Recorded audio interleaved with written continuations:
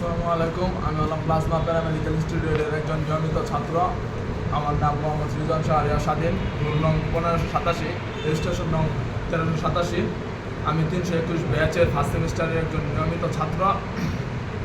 আমাদের সাবজেক্টের নাম বেসিক অ্যানাটমি অ্যান্ড ফিজিওলজি। প্রথমে আমাদের শ্রদ্ধেয় স্যার ডক্টর SMS আওরঙ্গজেব স্যারকে অসংখ্য ধন্যবাদ, কারণ স্যার ফার্স্ট সেমিস্টারের পড়াগুলো আমাদেরকে খুব সুন্দরভাবে বুঝিয়ে দিয়েছেন। আমি যে বিষয়টি নিয়ে আলোচনা করব সেটা হলো রেসপিরেটরি সিস্টেম।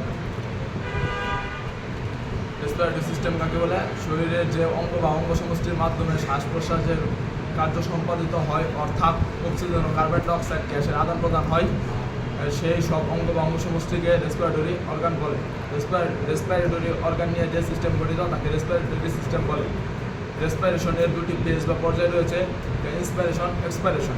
রেসপিরেশনের দুটি পার্ট রয়েছে, external respiration, internal respiration. External respiration কাকে বলে? ফুসফুস বা লাংসে যে রেসপিরেশন হয় তাকে এক্সটার্নাল রেসপিরেশন বলে, অর্থাৎ পরিবেশের অক্সিজেন লাংসের মাধ্যমে রক্তে প্রবেশ করে এবং রক্ত থেকে কার্বন ডাইঅক্সাইড লাংসের মাধ্যমে পরিবেশে ফিরে যায়।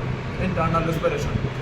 টিস্যু বা কলাতে যে রেসপিরেশন হয় তাকে ইন্টারনাল রেসপিরেশন বলে। এই প্রক্রিয়ায় বা রক্ত থেকে অক্সিজেন টিস্যুতে প্রবেশ করে এবং টিস্যু থেকে কার্বন ডাইঅক্সাইড রক্তে প্রবেশ করে।